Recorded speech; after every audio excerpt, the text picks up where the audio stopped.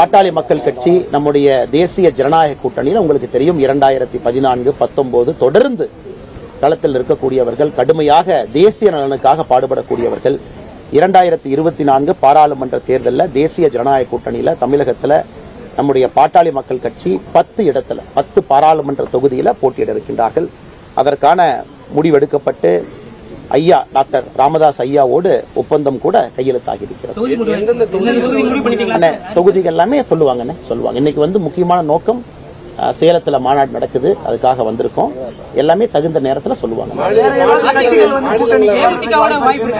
ஐயா நாம ஒரு அற்புதமான இடத்துல பயிற்சி பற்றை நடத்தி தமிழகத்திலே அரசியல் மாற்றம் கொடுக்கக்கூடிய அந்த அற்புதமான மண்ணில் நிக்கிறோம்.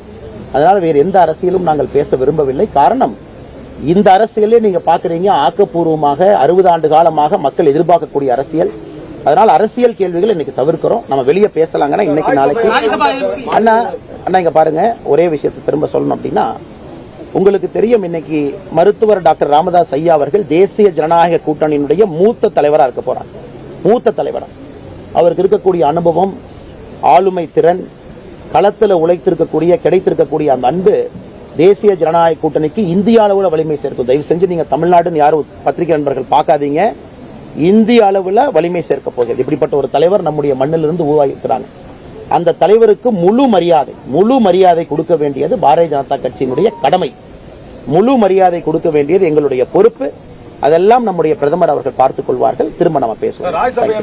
எல்லாம் பேசுவாங்க. நான் பேசுவேன்.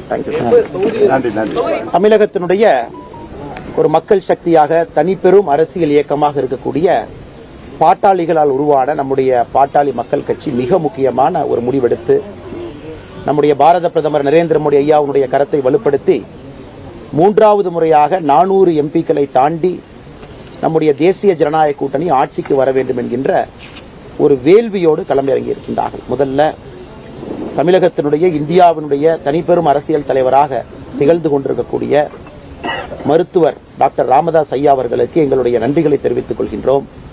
நம்முடைய பாரத பிரதமர் ஐயா நரேந்திர மோடி அவர்களுக்கு, அதற்கு முன்பு ஐயா அடல் பிகாரி வாஜ்பாய் அவர்களுக்கு, பாரதிய ஜனதா கட்சியினுடைய மூத்த தலைவர்களுடைய அன்பை முழுமையாக பெற்றிருக்கக்கூடிய அற்புதமான தலைவர் டாக்டர் ராமதாஸ் அவர்கள்.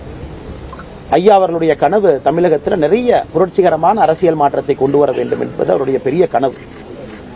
ஐயா யோசித்துக் கொண்டிருக்கக்கூடிய பல விஷயங்களை மோடி அவர்கள் இன்னைக்கு செயல்படுத்திக்கிட்டு இருக்காங்க இந்தியா முழுவதுமே. இன்னைக்கு இந்த கூட்டம்